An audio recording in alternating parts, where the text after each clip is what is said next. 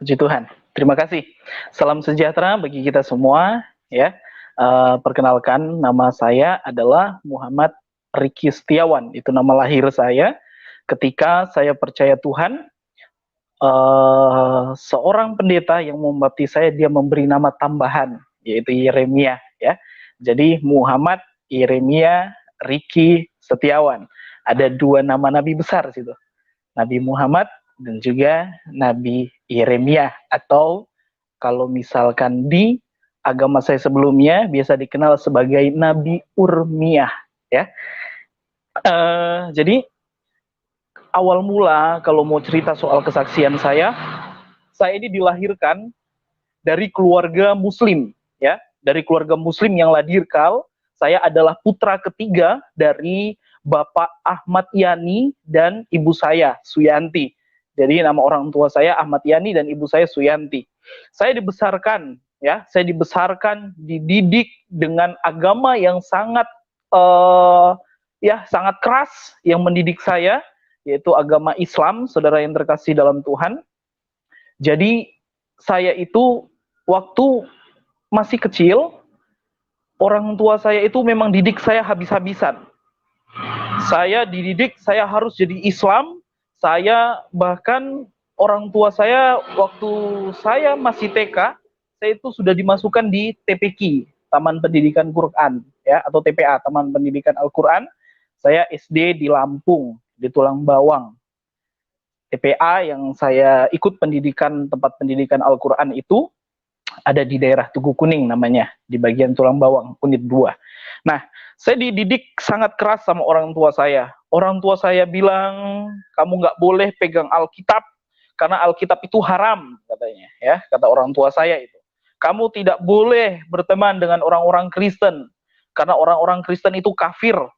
Orang-orang Kristen itu orang-orang yang tersesat, ya.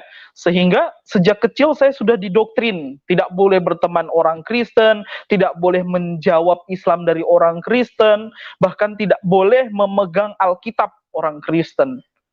Karena haram bagi saya itu, orang tua didik saya seperti itu. Sampai saya SD, saya masih kelas 2 SD, saya sudah hafal Al-Quran. Karena memang setiap hari saya dididik.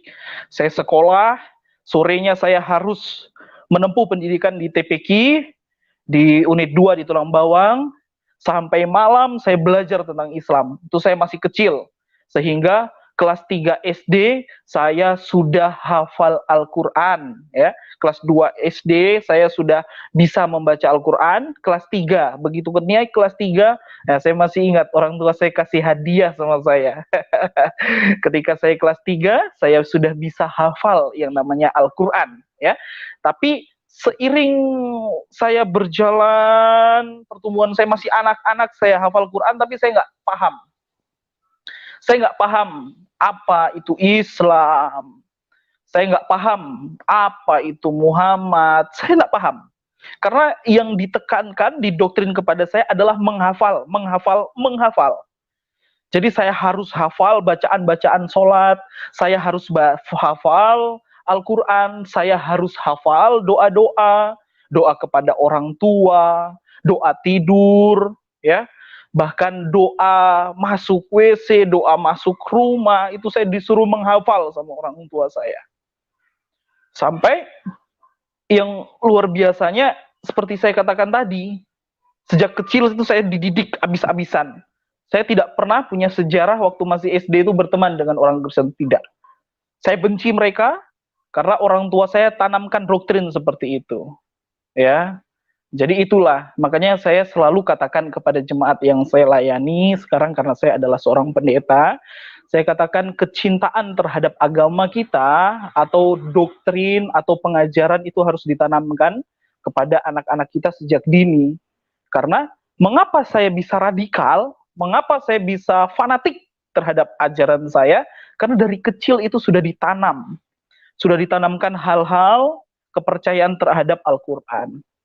Nah, seiring berjalannya waktu, saya menginjak SMP, orang tua saya pindahkan saya untuk bersekolah di Jawa, tepatnya di Blitar, di desa Sumberjo, saudara ya.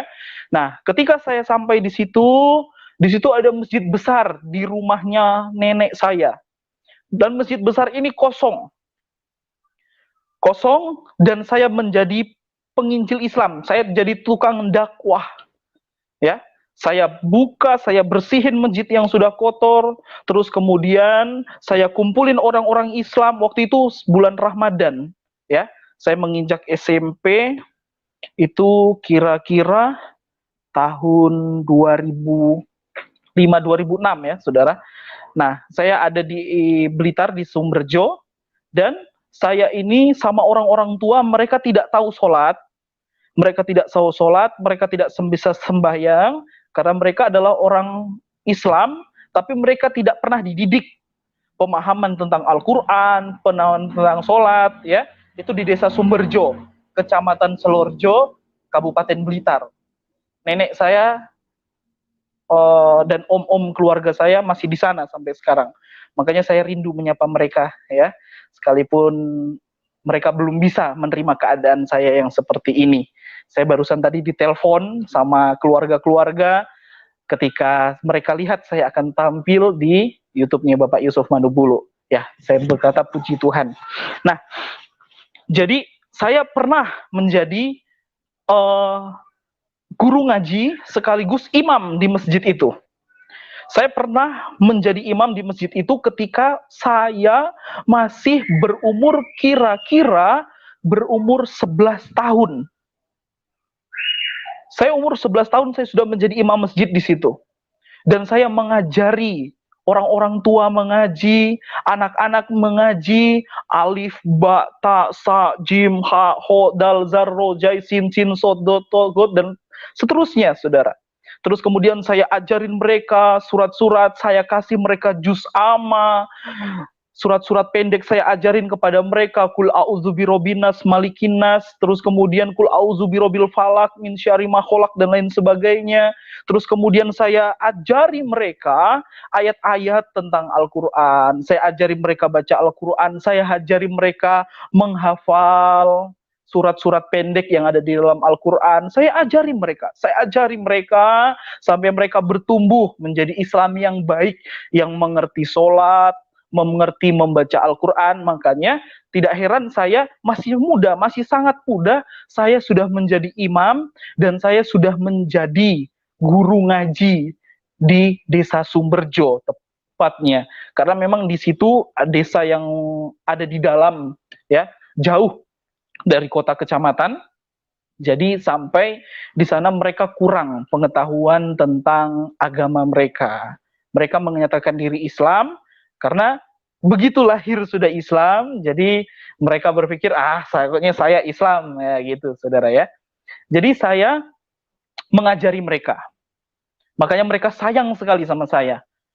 Tahun lalu saya pulang, mereka dengar saya jadi pendeta, saya tidak boleh lagi pulang kampung. Saya dimarahi, saya dibilang kafir, murtad, saya dibilang anak haram, Saudara. Tapi saya tetap mengucap syukur karena Tuhan Yesus baik.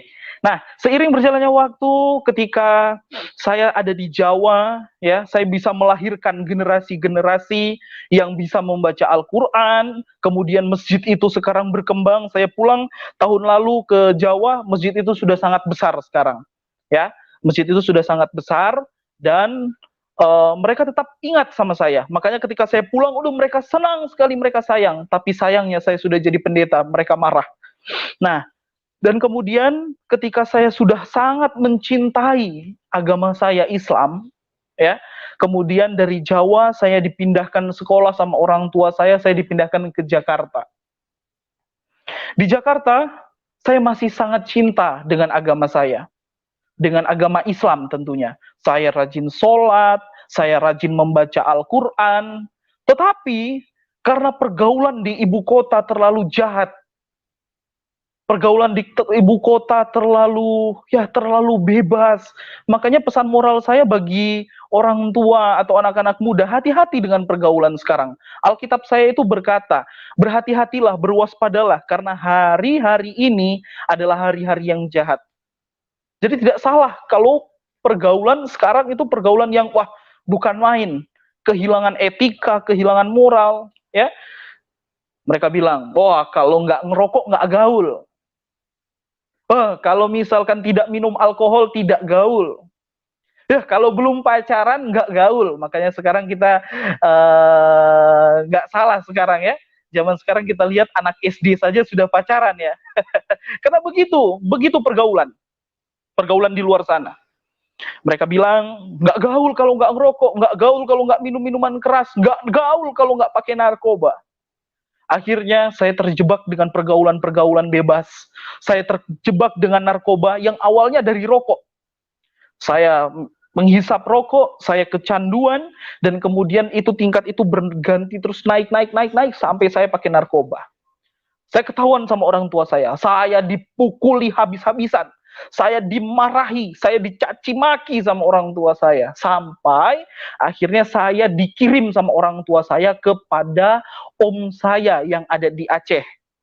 Jadi saya pernah di Aceh, di Lok Sukun, di Bukit Hagu, desa Bukit Hagu, di kecamatan Lok Sukun.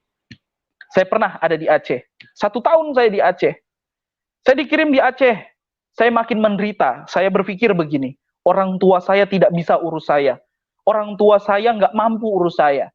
Akhirnya di Aceh saya ditinggalin sama om saya lebih jahat. Di Aceh saya kenal ganja. Saya kecanduan ganja. 1 tahun saya di Aceh, ketika saya menjadi pecandu ganja, keluarga besar tahu. Saya diusir dari Aceh, dari Lok Sukun, dari Bukit Hagu. Saya diusir, makanya saya menyapa, maafkan saya ya, keluarga-keluarga saya. Saya tadi ditelepon, dihubungi sama keluarga saya dibilang murtad, saya dibilang kafir ketika saya mau tampil di channel YouTube ini malam hari ini. Jadi saya menyapa, semoga semuanya lihat dan melihat isi hati saya bahwa saya mencintai kalian. Saya mengasihi kalian, om saya yang ada di Lok Sukun, Om Suprianto, juga sepupu-sepupu saya yang ada di Desa Bukit Hagu di Aceh. Dari Aceh saya diusir sama keluarga. Saya nggak tahu harus kemana. Orang tua saya jemput saya ke Jakarta. Ketika di Jakarta, nggak ada perubahan, nggak ada penyesalan. Saya tinggalkan sholat, saya tinggalkan Al-Quran, saya mulai hidup berfoya-foya. Saya mulai keluar masuk pub, saya mulai terikat dengan narkoba. Sampai orang tua saya mau masukkan saya di panti rehabilitasi. Tapi beberapa kali saya lari dari rumah. Sampai akhirnya orang tua saya di Jakarta, ya tepatnya di Klender, orang tua saya bangkrut. Ketika orang tua saya bangkrut, mereka mencari jalan keluar, mau usaha baru. Papa bilang dia udah nggak mau lagi usaha-usaha, dia suka mau jadi bos, ya. Dia nggak mau lagi buka rumah makan, dia nggak mau lagi karena sudah bangkrut. Akhirnya orang tua saya cari program transmigrasi dan orang tua saya pilih ke Manado. Itulah ceritanya kenapa saya bisa ada di Manado gitu. Ketika tiba di Manado, orang tua saya harapkan saya ini berubah karena di Manado itu tidak ada narkoba, itu pandangan dari orang tua saya. Tapi di Manado, tepatnya di desa Tompaso Baru, hidup saya itu lebih kacau, berantakan lagi.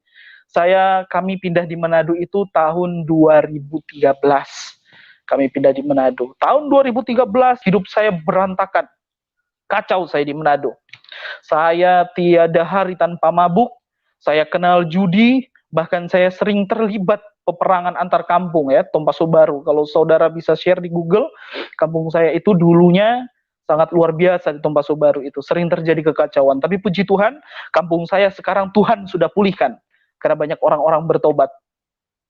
Jadi tahun 2013 hidup saya berantakan, saya kacau. 2 tahun saya tiada hari tanpa minuman keras. Sampai akhirnya tahun 2014 saya kena sakit. Saya muntah-muntah darah. Dan saya hampir mati. Saya kesakitan.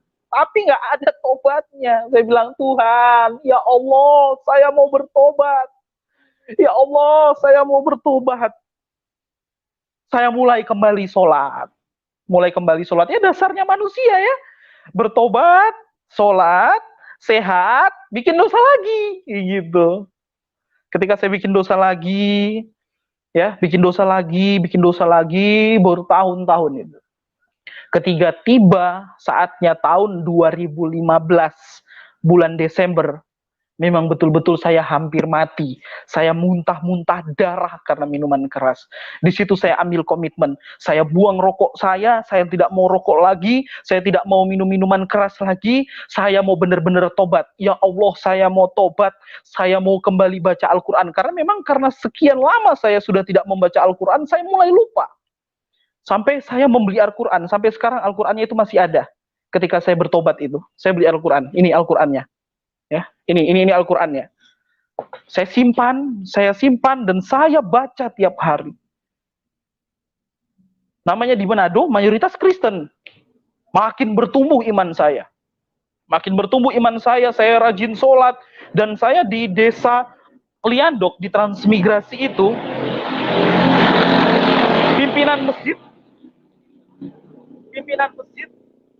pilih saya sebagai ketua pemuda remaja pengurus masjid. Ya, saya dipilih oleh Bapak Amiruddin, ya, Ustadz kami yang ada di Liandok itu, di Desa Tompaso Baru di Manado. Saya dipilih jadi pengurus masjid. Saya setia, ya, tapi di balik kesetiaan saya itu saya sering menjatuhkan tetap orang-orang Kristen. Karena apa? Sejak kecil orang tua saya sudah tanamkan, orang Kristen itu kafir, orang Kristen itu sesat, orang Kristen itu musuh. Saya ditanamkan begitu sama orang tua saya. Makanya saya sangat benci sama orang-orang Kristen. Tapi begitu menginjak tahun 2016, ya, saya tiba-tiba minum lagi. Minum minuman keras lagi. Ketika minum minuman keras itu waktu itu tahun baru 2016, ya. Dari tanggal 30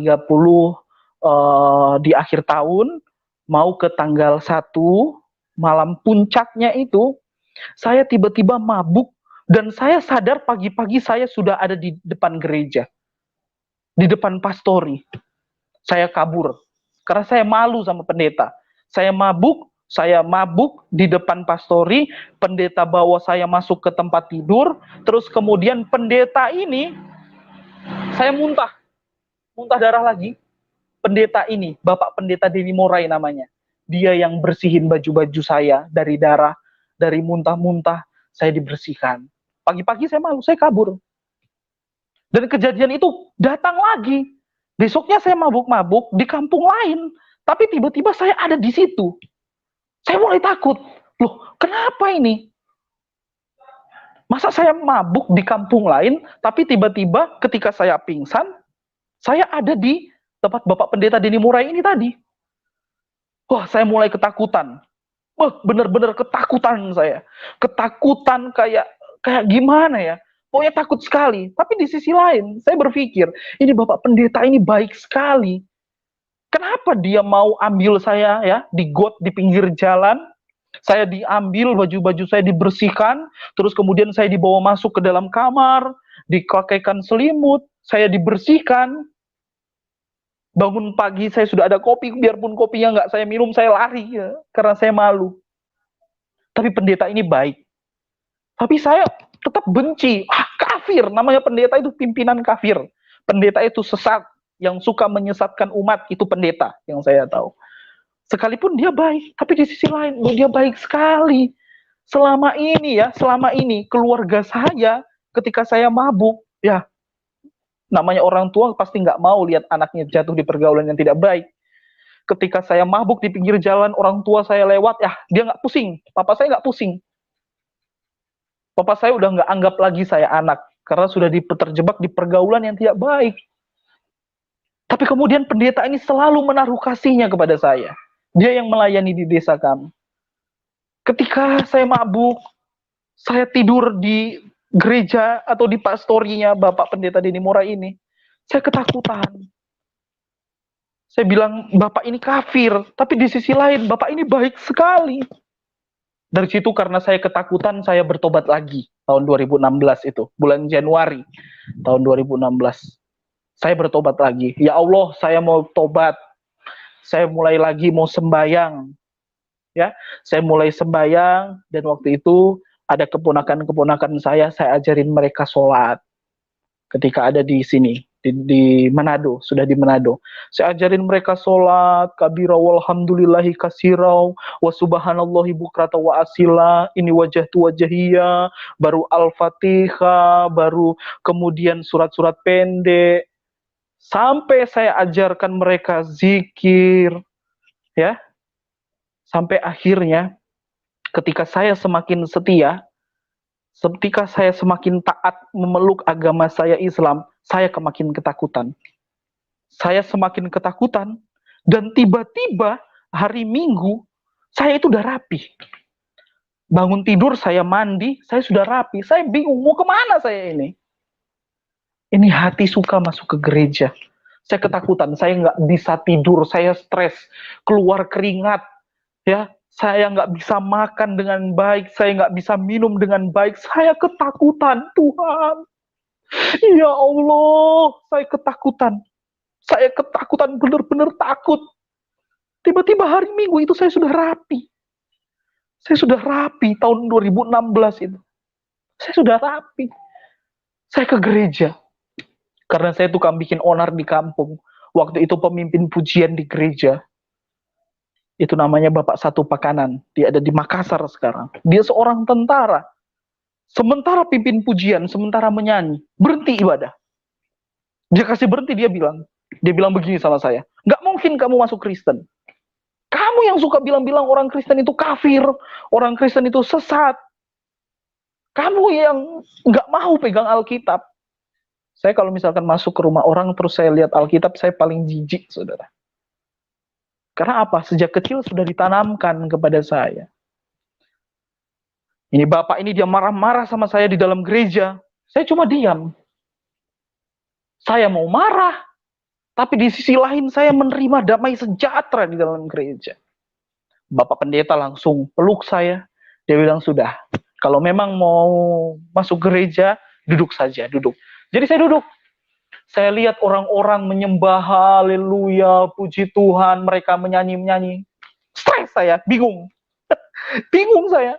Masa orang nyembah kok nyanyi-nyanyi? Orang nyembah tepuk-tepuk tangan. Orang nyembah bilang-bilang haleluya, haleluya. Saya nggak mengerti. Sama sekali saya nggak mengerti. Saya bilang ini orang-orang kafir ini. Tapi ketika Bapak Gembala, Bapak Pendeta itu berdoa, saya mulai tersentuh hati saya. Hati saya mulai tersentuh, tapi tetap ini pikiran ini sepertinya bergelut. Nah, ketika seiring berjalannya waktu, setelah ibadah, saya keluar dari gereja. Saya keluar dari gereja, saya berpikir, nggak mungkin saya jadi orang Kristen. Orang Kristen itu sesat, orang Kristen itu kafir, orang Kristen itu pasti masuk neraka. Itu yang ditanamkan kepada saya dari orang tua saya. Sampai akhirnya, saudara, saya mulai bingung, saya mulai mencari perbandingan-perbandingan, saya mulai belajar. Saya temui Bapak Ustadz saya, waktu itu Bapak Amiruddin bin Naufal.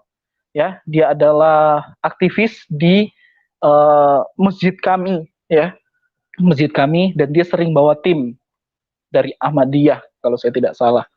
Dia sering bawa tim, jadi sering saya tanya-tanya, Pak, kenapa orang Kristen ini masuk neraka? Mereka bilang, ya, kalau misalkan orang Kristen semua orang di dunia ini masuk surga, full surganya. Dia bercanda begitu sama saya. Saya bingung. Saya tanya lagi, kenapa sih kita nggak boleh makan babi? Bapak Amiruddin langsung bilang, Bapak Ustadz ini langsung bilang, ya babi itu bertaring, tidak boleh dimakan. Kenapa tidak boleh dimakan? Kamu lihat orang-orang Kristen yang makan-makan babi, yang makan-makan anjing, kamu lihat muka mereka serem-serem, muka mereka kayak anjing, muka mereka kayak babi. Saya berpikir, nggak masuk akal deh kayak begitu. Nggak masuk akal. Pada dasarnya saya lihat wajahnya Bapak Pendeta ini, saya sayang sekali sama dia. Saya salut sekali sama dia. Terus kemudian saya mulai membanding-bandingkan. Saya mulai membanding-bandingkan Alkitab. Saya mulai membanding-bandingkan Al-Quran. Saya mulai membanding-bandingkan. Tiba-tiba yang saya pikir Alkitab itu haram, saya jadi penasaran. Apa sih isinya di dalam Alkitab? Wah, lebih kacau lagi saya. Abis saya. Lebih kacau lagi. Tiba-tiba hari Minggu depan, saya ini tiba-tiba mandi lagi. Saya sudah pakai baju rapi, dan tiba-tiba ini hati ini pokoknya seperti ditarik begini. Seperti ditarik, kamu harus masuk gereja pokoknya. Ini hati saya ini rindu masuk gereja. Saya masuk ke gereja. Ada damai sejahtera. Saya tidak alami lagi ketakutan. Saya tidak alami lagi itu ketakutan, memang ketakutan yang mengerikan. Seumur saya hidup saya nggak pernah ketakutan seperti itu. Saya ketakutan, saya datang ke gereja, saya alami damai sejahtera. Akhirnya saya bilang begini, saya keceplosan sama Bapak Pendeta. Bapak Pendeta, gimana caranya menjadi orang Kristen? Saya mengambil keputusan untuk jadi orang Kristen. Bapak Pendeta baptis saya itu tanggal 27 Februari tahun 2016. Saya dibaptis oleh Bapak Pendeta Diani Morai. Ketika saya dibaptis, saya menyatakan diri saya orang Kristen. Orang tua saya usir saya. Orang tua saya marah sama saya. Orang tua katain saya, kamu anak durhaka, nggak dengar sama orang tua. Saya dipecat jadi anak. Saya dibegituin sama orang tua saya, sama papa saya. Saya dimarahin. Kamu itu dari kecil itu papa sekolahin kamu di TPQ. Papa ajarin kamu baca Al-Quran. Papa ajarin kamu untuk menghafal Al-Quran. Bahkan kamu bisa jadi imam, bisa jadi penghafal Al-Quran. Saya sudah berkali-kali khatam. Sudah tidak terhitung lagi. Karena orang tua saya itu didik saya dengan keras. Saya diusir. Oh, keluarga-keluarga yang dari Aceh, yang dari Magelang, yang dari Jawa, yang dari Blitar, yang dari Surabaya, saya diserang habis-habisan. Saya dibilang, kamu nggak boleh lagi pulang ke Jawa, kamu nggak boleh lagi datang ke Aceh. Saya mulai alami intimidasi. Saya mulai mengalami saya ini dibenci, saya dimarahi sama keluarga. Tapi di sisi lain, saya itu bersyukur sekali sama Tuhan. Saya bilang begini sama Tuhan, Tuhan, saya nggak tahu siapa itu Yesus. Saya nggak tahu sama sekali siapa itu Yesus. Tapi kalau memang Yesus itu Tuhan, nyatakan. Saya minta tanda sama Tuhan, kalau saudara mau tahu. Saya bilang begini sama Tuhan, Tuhan, kalau memang Yesus itu ada, saya ini udah dibuang sama keluarga saya. Saya udah nggak ada pekerjaan, saya dibuang sama keluarga saya, terus saya mau hidup dari apa? Banyak orang-orang bilang, dibayar berapa kamu masuk Kristen? Dibayar berapa kamu jadi orang Kristen? Dibayar berapa kamu? Oh Tuhan, saya tinggalkan pekerjaan, saya tinggalkan keluarga karena saya ikut Tuhan. Karena apa? Tuhan jamah hati saya. Saya bilang, yang rubah hati saya ini bukan pendeta. Yang rubah hati saya ini bukan pendeta. Pendeta nggak pernah bicara apa-apa sama saya. Bukan orang-orang Kristen yang ubah hati saya. Tapi Roh Kudus Tuhan yang ubah hati saya. Makanya saya selalu katakan, manusia di dunia ini tidak ada yang bisa mengubah hati. Tapi cuma Tuhan yang mampu mengubah hati. Nah, ini keputusan hati saya. Keputusan hati saya untuk terima Tuhan. Saya bilang, Tuhan, tandanya seperti ini. Kalau orang tua saya, mama dan papa percaya Tuhan seperti yang saya alami, tidak ada yang memberitakan Yesus, tidak ada yang memberitakan Alkitab, saya bilang sama Tuhan, Tuhan, saya mau jadi pendeta, saya mau sekolah Alkitab. 3 bulan saya berdoa, 3 bulan saya berpuasa, gak punya uang, gak punya uang saudara, gak punya uang, ikut Tuhan gak punya uang, gak ada yang bayar. Dari tuduh-tuduhan kalau saya dikatakan saya ini dibayar dan lain sebagainya. Tidak, saudara. Saya kelaparan, saya berpuasa, tekuk lutut, saya berdoa. Di sisi lain keluarga-keluarga saya telepon saya. Beberapa keluarga saya blokir saya di FB, blokir di WA, saya diblokir. Saya dimarahi sama keluarga saya. Saya sayang mereka. Saya sayang sama mereka. Tapi saya dimarahi, saya dikatakan kafir, murtad, durhaka. Jangan bicara, saya mau bicara itu jangan bicara. Kamu udah tahu-tahu salah, mau bela kamu. Saya berdoa sama Tuhan, 3 bulan saya berdoa, saya tekuk lutut. Saya tekuk lutut, saya berdoa terus, Tuhan pulihkan orang tua saya, Tuhan pulihkan orang tua saya. Saudara, pada hari kenaikan Tuhan Yesus, itu bulan Mei, saya tidak salah bulan April atau bulan Mei, tiba-tiba orang tua saya datang ke gereja. Saya kaget. Saya waktu itu, selama itu saya tinggal sama Bapak Pendeta. Saya tinggal sama Bapak Pendeta, tapi karena saya malu mau minta makan terus sama dia. Enggak, saya malu. Waktu pas kenaikan Tuhan Yesus Kristus tahun 2016, hari raya kenaikan, orang tua saya datang, mama dan papa. Saya tanya, siapa yang panggil masuk gereja? Enggak. Saya tanya, siapa yang ajari Tuhan? Enggak. Terus mama saya bilang begini, mama sering nangis, mama udah nggak lihat kamu lagi. Orang-orang datang.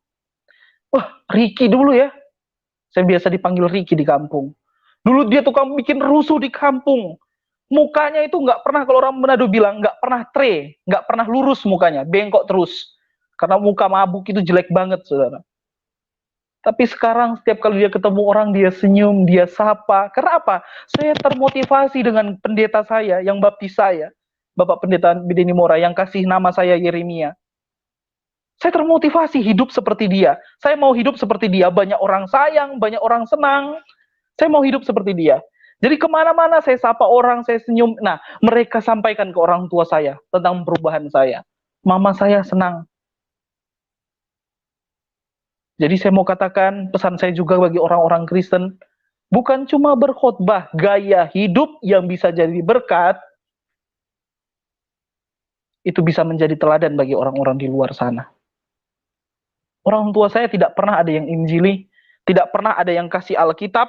Jangan-jangan kasih Alkitab, dengar Alkitab aja risih orang tua saya. Nama orang tua saya Ahmad Yani, papa saya Ahmad Yani. Baru nama Ahmad, keras dia, keras. Kalau orang Kristen bilang Assalamualaikum, dia bilang haram. Orang tua saya, papa saya. Tiba-tiba dia masuk ke gereja. Saya takut. Saya pikir mereka mau marah. Tapi mereka ternyata dijamah Tuhan. Mereka datang ke gereja dan mereka bilang sama Bapak Pendeta, kami mau masuk Kristen. Hati saya langsung berpikir, Tuhan Yesus itu benar-benar ada. Saya bilang, Tuhan Yesus itu benar-benar ada. Dia dengar doa saya. Dia dengar doa saya. Yesus itu benar-benar ada. Yesus tidak mati. Yesus bukan cuma sekedar nabi, tapi Isa Al-Masih itu adalah jalan kebenaran dan hidup menurut Alkitab saya. Saya mulai membayangkan, Tuhan, saya mau tepati janji saya. Saya mau sekolah Alkitab. Tapi untuk melewati sekolah Alkitab itu nggak gampang. Nggak gampang. Orang tua saya terima Tuhan, wah, saya pikir selesai orang tua terima Tuhan. Tidak. Keluarga saya ngabis-ngabisin saya, dikata-katain lagi. Kamu kenapa kasih orang tua kamu masuk Kristen? Dibayar berapa sih keluarga kalian? Kalau memang kalian udah nggak punya apa-apa, bilang sama kami. Nanti kami kirim uang buat beli tanah di sana. Buat beli rumah di sana. Itu keluarga-keluarga saya yang di Jawa bilang begitu. Oh Tuhan, saya dituduh. Dibilang Tuhannya orang Kristen itu 3. Tuhannya orang Kristen itu manusia. Tuhannya orang Kristen itu beranak. Katanya begitu. Tapi sebenarnya tidak kan. Itu cuma tuduhan-tuduhan. Saya mulai menyesali. Tuhan, kenapa sih harus begini? Kenapa sih harus begini? Dan Alkitab saya katakan, ikut Tuhan itu bukan senang. Tapi turut menderita karena memikul salib Yesus. Orang tua saya mengikut Tuhan, itu mujizat. Karena saya minta tanda sama Tuhan. Dan kemudian saya harus ikut namanya training. Itu 1 tahun. Saya tinggal di rumahnya Bapak Pendeta, saya digodok. Saya disuruh bangun gereja. Saya berpikir begini, saya ini mau jadi pendeta atau mau jadi kuli bangunan? Saya disuruh pikul balok, saya disuruh pikul semen, saya disuruh angkat seng, saya disuruh campur adukan semen. Saya disuruh bangun gereja. Bapak Pendeta bilang, kalau gereja ini belum kelar, belum selesai, kamu belum boleh sekolah Alkitab. 1 tahun saya habis-habisan. Nggak ada duit, kelaparan, nggak punya apa-apa. Baju ibadah saja, baju ibadah saudara tahu, orang-orang kasih, jemaat kasih, karena mereka tahu saya nggak punya uang, nggak ada pekerjaan. Masih mending kuli bangunan, kerja dibayar, saya nggak dibayar. 1 tahun lebih itu, saya nggak dibayar. sama sekali nggak dibayar. Saya sering kelaparan.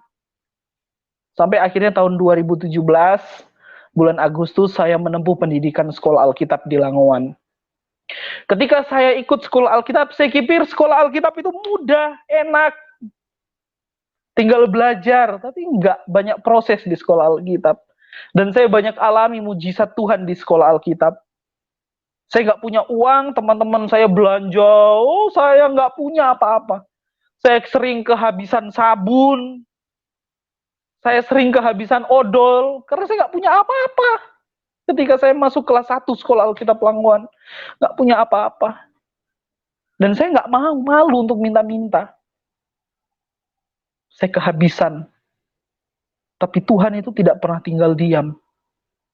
Di dalam sekolah Alkitab, saya selalu mendapatkan pertolongan Tuhan. Tanpa saya sadari. Akhirnya ketika selesai saya sekolah Alkitab Langowan, tahun 2018 saya selesai, dan saya mulai bergelut di dunia penginjilan. Karena saya ada basic pengetahuan tentang Islam, saya kemudian direkrut di tim penginjilan. Jadi saya sudah menginjil seluruh Indonesia bagian barat, saya sudah menginjil. Saya sudah KKR, saya sudah menginjil, saya berkhotbah di lapangan, saya berkhotbah di pedalaman, saya berkhotbah di gereja besar, saya khotbah di gereja kecil, saya sudah keliling Indonesia Barat. Batam, Aceh, Medan, saya sudah keliling semua. Jakarta, Jawa, Bandung, Bali, saya sudah keliling semua. Saya sudah memberitakan Yesus. Tapi keluarga saya itu incar saya. Keluarga saya nggak mau lagi saya hidup.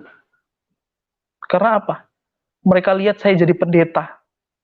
Jangankan jadi pendeta, jadi orang Kristen aja mereka marah jadi pendeta. Dan saya berpikir, saya nggak pernah dibayar. Saya menginjil, saya kelaparan. Saya pernah kehabisan uang tiket di Surabaya. Saya pernah kehabisan uang tiket, saya nggak bisa kemana-mana. Dan saudara tahu, saya berdoa, Tuhan kirim tiket. Bagaimana caranya? Saya nggak tahu, saya kehabisan. Jangan berpikir ikut Tuhan itu dibayar. Nggak dibayar sama sekali saya. Saya menginjil, tiket saya terbang ke sana, terbang ke sini, saya nggak dibayar. Tuhan Yesus yang sediakan semua kebutuhan saya. Saya menginjil, saya menginjil kemana-mana. Dan saya sudah lihat pertolongan Yesus. Saya sudah lihat banyak mujizat. Saudara tahu di daerah Pekanbaru, ya, di Pematang Rebah, saya pernah khotbah. Di situ ada orang kanker disembuhkan sementara khotbah. Payudara yang besar tiba-tiba pecah disembuhkan. Saya sudah pernah lihat orang gagar otak disembuhkan sementara ibadah. Saya sudah pernah melihat di Pulau Biaro orang lumpuh berjalan, saya sudah pernah lihat. Makanya saya mau katakan bagi yang mendengar suara saya malam hari ini, Yesus itu benar-benar ada. Kuasanya tidak mati, kuasanya hidup menolong saya, juga dia mau menolong saudara yang mau buka hati untuk Tuhan. Dan saya mengambil pendidikan sekolah Alkitab kelas 2 di Langowan, dan setelah saya mengambil pendidikan sekolah Alkitab kelas 2, Tuhan pertemukan saya dengan istri saya yang baik tentunya, yang cantik, yang luar biasa, yang selalu perhatian. Dia sekarang sementara berdoa sekarang. Ketika kami menikah dan kami cari perumahan, ya, kami cari perumahan, saudara tahu pernikahan kami juga mujizat. Saya uang dari mana? Nggak ada yang bayar saya. Saya nggak usaha, nggak tahu-tahu tiap bulan itu harus ada penghasilan, enggak. Dan kami menikah tanggal 18 bulan Juli kemarin. Jadi saya baru menikah, ya, baru 1 bulan menikah, saudara. Kami merintis pelayanan yang ada di perumahan. Dan saudara tahu, kami belum ada gereja. Kami belum ada gereja, kami masih beribadah di rumah. Saya berpikir dulu begini, ya, yang ada di pikiran saya. Jadi pendeta itu enak, gerejanya besar, dibangun sama sinode, ya, sama pimpinan gereja itu dibangun, dibayar tiap bulan. Saya berpikir begitu dulu. Dan orang-orang lain pasti berpikir, keluarga saya dipikir, kamu jadi pendeta itu dibayar, dikasih gereja, dikasih rumah, dikasih mobil. Enggak, jangankan mobil, bannya aja saya nggak punya. Sampai sekarang saya masih berdoa, Tuhan, saya mau minta lahan gereja. Berdoa, mau minta sama siapa? Mau minta sama manusia? Enggak. Kami jadi pendeta nggak dibayar. Kami melayani dengan hati. Saudara tahu, belum berapa bulan saya melayani di sini, pernah satu hari kami kehabisan beras. Kami nggak punya uang. Pernah kami alami itu. Pernah kami alami itu. Kehabisan, kelaparan. Padahal pengantin baru.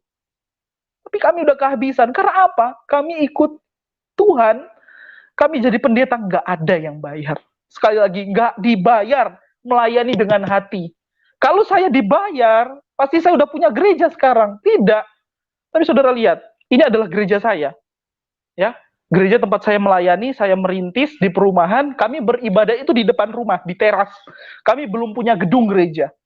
Saya masih berdoa sama Tuhan. Kalau jadi pendeta itu dibayar, gerejanya dibangun, enak. Tapi ini enggak. Enggak, jadi semua tidak seperti apa yang saudara-saudara saya pikirkan, bahwa saya itu dibayar, dikasih gereja, dikasih mobil, dikasih rumah. Enggak.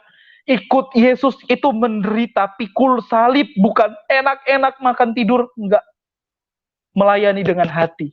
Dan pelayanan saya, sebelum saya jadi gembala pun di sini, atau sebelum saya jadi pendeta di sini, saya sudah menginjil ke jalan-jalanan.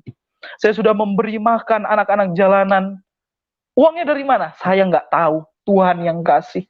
Itu tanda mujizat Tuhan. Jadi kalau saya sampai saat ini masih ada, masih sehat, masih kuat, semua karena Tuhan. Dan apa yang membuat saya benar-benar yakin bahwa Yesus itu ada? Karena saya ini merasakan kehadiran Yesus. Saya merasakan bahwa Yesus itu benar-benar ada. Di agama sebelumnya tidak. Walaupun saya sudah hafal Al-Quran, walaupun saya sudah hafal sholat, zikir, dan lain sebagainya. Tapi itu cuma sampai dihafal. Cuma sampai dihafal. Tapi sekarang, saya bersyukur sama Tuhan. Tuhan banyak didik karakter saya. Kalau saya dipukul orang dulu, saya balas. Sekarang biar orang mau pukul saya, biar orang mau hina saya bilang puji Tuhan. Keluarga saya bilang kafir. Saudara tahu, sebelum tampil di channel YouTube dari Bapak Yusuf Madubulu ini, saya bagikan di Facebook, saya bagikan di grup keluarga. Keluarga saya marah sama saya. Kamu jangan bawa-bawa imam masjid, kamu jangan bawa-bawa pernah jadi guru ngaji. Itu nggak pernah ada di kehidupan kamu. Saya dikatain begitu, saudara. Awas kamu, kami mau laporkan kamu, kami mau laporkan. Keluarga saya bilang begitu. Tapi saya cuma bilang puji Tuhan, saya bersyukur. Saya bersyukur Tuhan bisa ubahkan saya. Dan Yesus itu benar-benar ada. Yesus itu benar-benar ada. Saya sudah banyak lihat mujizat Tuhan. Saya sudah banyak lihat pertolongan Tuhan. Saya sudah lihat banyak mujizat Tuhan. Yesus itu benar-benar ada. Apa yang membuktikan Yesus benar-benar ada dalam hidupmu? Buka hati untuk Tuhan. Buka hati. Pasti Yesus mau jamah. Buka hati. Ini pesan saya. Buka hati. Buka hati untuk Tuhan. Buka hati untuk Yesus. Pasti kamu akan rasakan kehadiran Yesus. Pasti kamu akan rasakan keberadaan Yesus. Jadi buat keluarga saya yang masih mengatain saya kafir, yang masih mengatain saya tersesat, om saya yang ada di Lok Sukun di Aceh, sepupu-sepupu saya yang saat ini nonton, ya, ada Denny, ada Putri, sepupu-sepupu saya yang lain yang ada di daerah Bukit Hagu di Aceh. Buka hati untuk Tuhan. Kalau kalian mau percaya Yesus itu ada. Kalian nggak percaya kan Yesus itu ada? Buka hati untuk Tuhan. Buat om-om saya, tante-tante saya yang ada di Magelang, Tante Yus, buat oma saya, atau nenek saya yang ada di Merjo, di Blitar, om saya, keluarga saya yang belum bisa menerima keberadaan saya. Buka hati untuk Tuhan. Tuhan pasti jamah. Kan satu tanda bahwa apa yang membuktikan Yesus itu ada, buka hati. Karena Yesus itu bukan di sini. Yesus itu, kita manusia terbatas. Yesus itu tempatnya bukan di otak. Bukan. Yesus itu ada di hati. Jadi Yesus mau menjamah orang-orang yang mau buka hati buat Tuhan. Saya buka hati buat Tuhan. Yesus jamah saya. Yesus pulihkan saya. Sekalipun saya susah, tapi saya percaya Yesus itu ada. Karena saya sudah banyak sekali menyaksikan kemurahan-kemurahan, menyaksikan mujizat Tuhan. Tuhan sudah nyatakan dalam kehidupan saya. Jadi puji Tuhan, inilah kesaksian saya. Pesan saya, Yesus itu tidak tiga. Tuhan Yesus itu tidak tiga. Alkitab tidak pernah dipalsukan. Alkitab sampai sekarang masih asli. Masih sangat asli. Alkitab tidak pernah dipalsukan. Yesus tidak pernah salah. Yesus bukan tidak. Yesus bukan anak atau diperanakan secara lahiriah. Tidak. Yesus itu adalah satu-satunya juru selamat buat saya.